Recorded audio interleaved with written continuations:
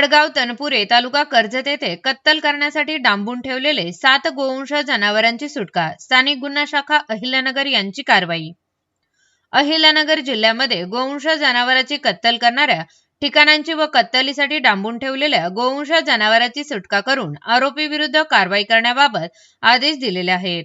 सदर आदेशानुसार स्थानिक गुन्हा शाखेचे पोलीस निरीक्षक श्री किरण कुमार कवाडी यांच्या नेतृत्वाखाली संदीप मुरकुटे, स्थानिक गुन्हा शाखेतील पोलीस अंमलदार विजय पवार, रिचर्ड गायकवाड, बाळासाहेब गुंजाळ, भगवान थोरात, विशाल तनपुरे यांचे पथक तयार करून सदर पथकास कर्जत तालुक्यामध्ये गोवंश जनावरांची कत्तल करण्यासाठी डांबून ठेवलेल्या इसमांची माहिती काढून कारवाई करण्याबाबत सूचना व मार्गदर्शन करून पथकास रवाना केले.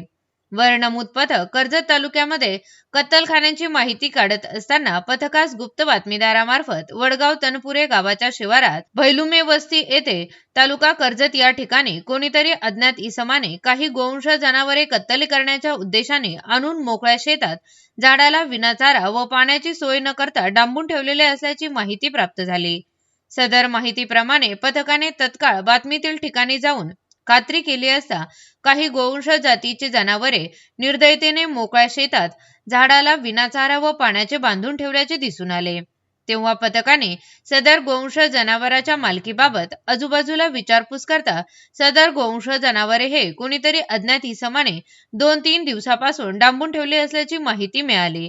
सदर ठिकाणावरून 1,35,000 रुपये किमतीचे 7 गोवंश जनावरे असा एकूण 1,35,000 रुपये किमतीचा मुद्देमाल जप्त करण्यात आला आहे.